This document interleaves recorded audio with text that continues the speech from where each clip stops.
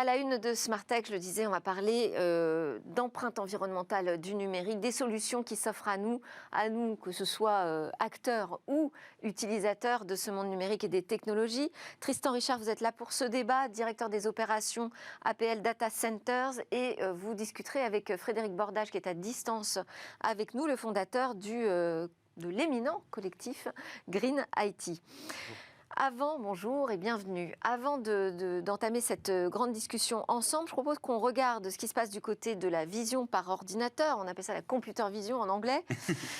Donc des caméras de plus en plus intelligentes qui sont capables d'analyser en temps réel tout ce qui se passe sous leurs yeux. Bonjour William Eldin, vous êtes le directeur général et cofondateur de 22. Oui. 22 créé en 2015. Oui, ça commence à faire. Ça commence à faire. Vous êtes parmi les précurseurs de ces technologies, une entreprise française, signalons-le, donc spécialiste de ces technologies. Dites-nous, où elles sont ces caméras de plus en plus intelligentes et quelles actions servent-elles aujourd'hui ? Elles sont pour la vidéosurveillance, donc habituellement à hauteur de vidéoprotection. Oui. Elles ont été installées pour la sécurité. Oui. Donc on en trouve où ? Dans les villes ? Ouais, essentiellement dans les villes et dans les sites privés, type les gares, les aéroports, les sièges sociaux d'entreprise, les parcs d'attractions et tout un tas d'autres endroits où on doit assurer une sûreté. Et au fur et à mesure des années, on se rend compte qu'une caméra, c'est comme un œil, et votre œil, il ne fait pas que de la sécurité. Il peut faire plein d'autres choses. Et d'ailleurs, c'est le sens de l'histoire. 70% de ce que vous consommez en tant que matière grise, et donc votre réflexion, se fait grâce à la captation d'un signal qui est par vos yeux. Donc, ça veut dire que n'importe quelle caméra, demain, peut faire des choses que vous faites avec vos yeux. Alors, par exemple ? Par exemple, de l'excellence opérationnelle. On va de plus en plus dans tout ce qui est food, retail, donc des restaurants, et on est capable de dire, voilà, ce client, il a attendu tant de temps, son assiette est vide. Là, il faut, dans un fast-food, vite le servir, parce que lui, ça fait plus d'un certain temps qu'il attend, et il manque un burger sur son plateau. Donc, dépêchez-vous de lui mettre pour le livrer. Et en fait, ça peut aller, mais même beaucoup plus loin. Le sommelier pourrait avoir à terme, en temps réel, le niveau de chaque vin et qui est à resservir de manière vraiment hiérarchique. Donc, en fait, tout est imaginable et c'est ça qui est fou avec cette techno, c'est qu'à la base, c'est une techno de sûreté qui détecte les comportements soi-disant ou tout un tas d'autres choses. Mais en fait, quand on tire sur la pelote de laine, on se rend compte que 70% de notre manière de fonctionner avec le système économique se fait avec nos yeux. Et donc, c'est ça qui est magique. On arrive à traquer des colis à valeur ajoutée, on arrive à faire C'est ça, je veux dire, déjà, aujourd'hui, les premières utilisations très concrètes, vous parlez de la vidéosurveillance, il y a aussi tout ce qui est observation des chaînes logistiques. Oui, exactement. On en trouve déjà de ces caméras. On en trouve déjà, ouais. Et c'est ça qui est bien, c'est que nous, on peut rajouter des usages derrière. C'est-à-dire que notre logiciel s'installe derrière n'importe quelle caméra, et en fait, se paramètre assez facilement. Je voudrais voir quand un colis sort du chariot, et donc du coup, là, on est alerté en temps réel, ou quand un colis dure plus d'un certain temps à un endroit où c'est dangereux. Mais on peut aller beaucoup plus loin. Vous parlez tout à l'heure d'économie énergétique. Ouais. On fait des tests en ce moment dans une ville proche de Paris où, grâce aux caméras existantes, donc on n'a pas mis de nouveaux capteurs, on pilote la lumière la nuit. C'est-à-dire qu'on éteint tout, ou on laisse à 5% à partir de 2h du matin. Et en fait, dès qu'on détecte un humain, hop, on remet. Dès qu'on détecte une voiture, on remet un petit peu. Et donc, on a réussi à économiser quasiment 70%. Donc, en fait, cette technologie-là, elle est là et elle est faite pour nous aider à faire des actions qu'on n'a pas le temps de regarder parce qu'on n'a pas le temps de voir. Ça, c'est le monde merveilleux avec des interfaces hyper intuitives qui s'adaptent tout le temps à nos besoins et nos usages. Mais il y a aussi l'autre facette de ces caméras parce que se dire qu'on va être filmé en permanence, que nos yeux seront les yeux de tout le monde, traqué, partout, tout le temps, c'est un sujet très compliqué, ça, pour la société, en termes d'acceptabilité. Il y a plusieurs choses. Premièrement, il y a la peur.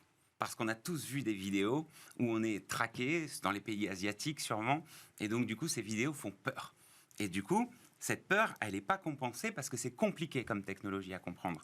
Donc du coup, à part être docteur en intelligence artificielle et savoir exactement l'analyse de pixel feed en temps réel, etc., vous pouvez que me croire. Et moi, je vous dis que dans nos bases de données, un humain, aujourd'hui, c'est comme un objet parce que c'est un amas de pixels et de formes. Et en fait, si on décide, parce qu'aujourd'hui c'est illégal et c'est le parti pris que nous avons chez 22, de ne pas faire de reconnaissance faciale ou d'identité biométrique dans la catégorie objet humain, alors il n'y aura aucun souci, on ne peut pas remonter à vous. Donc en fait, alors c'est quand même en train de bouger en France avec les Jeux Olympiques 2024, où on inscrit aujourd'hui dans la loi la possibilité d'avoir recours à ces technologies pour gérer des mouvements de foule. Alors c'est bien, la loi JOP qui est passée, on est content. On aime bien les éléments de langage à l'intérieur qui sont précisés, ce qui était un flou avant, on ne savait pas quoi faire. Et rassurant, Voilà. Après, pour une technologie comme la mienne, où on doit avoir une forte croissance et un marché qui s'ouvre, c'est pas assez. C'est une expérimentation. Qu'est-ce qui va pas assez loin ? C'est une expérimentation pendant les JO. Donc ça veut dire qu'au début des JO, on va installer des systèmes et à la fin des JO, on va les retirer. Rien à voir Pas tout de suite à la fin, je crois qu'il y a un délai, le temps d'exploiter l'ensemble des données. Exactement. Mais en fait, ce que je veux dire par là, c'est que c'est très focus sécurité, c'est très focus événements et JO. Et en fait, moi, 98% de mon business, il se fait dans en tout cas l'excellence opérationnelle dans les entrepôts, dans les usines, dans les magasins, etc. Et pour ça, vous n'avez pas besoin de loi ? Si, justement, parce qu'aujourd'hui, il n'y a pas de loi, il n'y a aucun cadre juridique. Donc on a besoin au moins de spécifier ça pour aller plus vite et accélérer. Et votre marché est principalement en France ? Non, au contraire.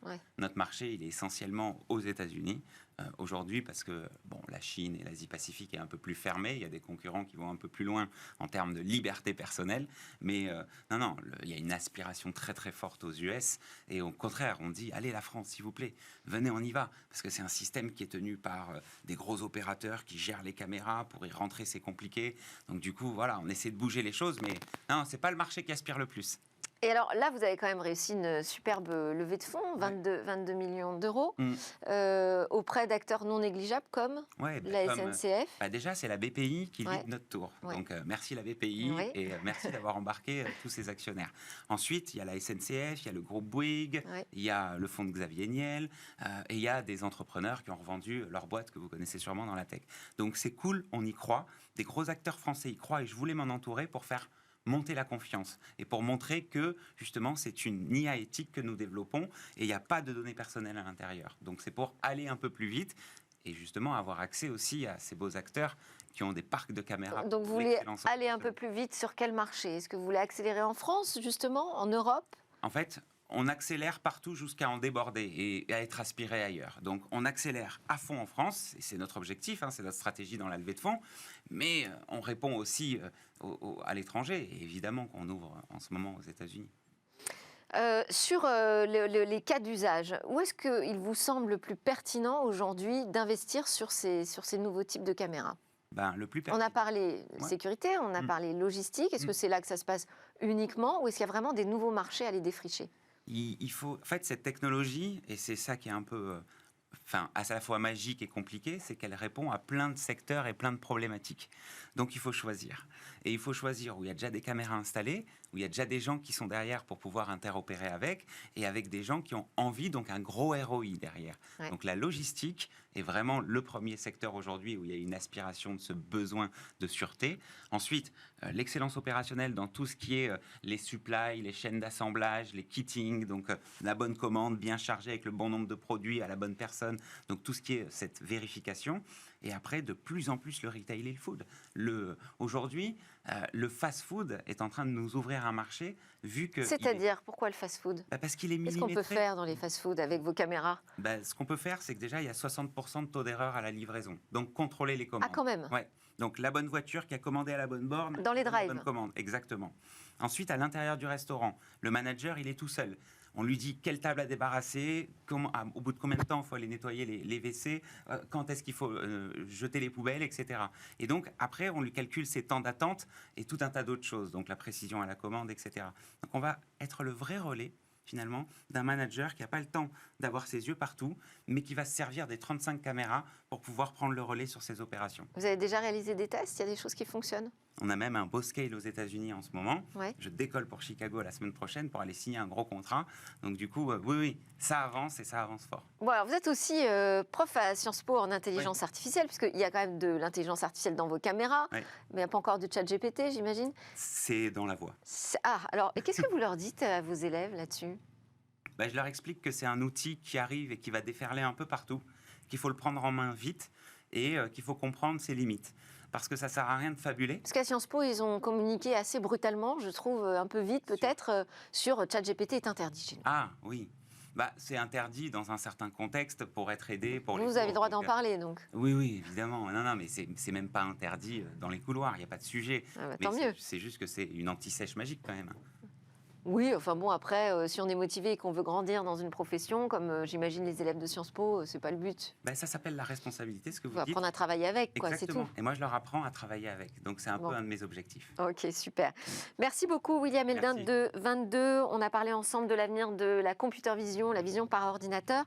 C'est aussi des nouveaux usages. On est dans cette croissance du numérique partout, tout le temps. Alors, comment on fait pour réussir à tenir ces objectifs climatiques? On en parle tout de suite dans le Tech Talk.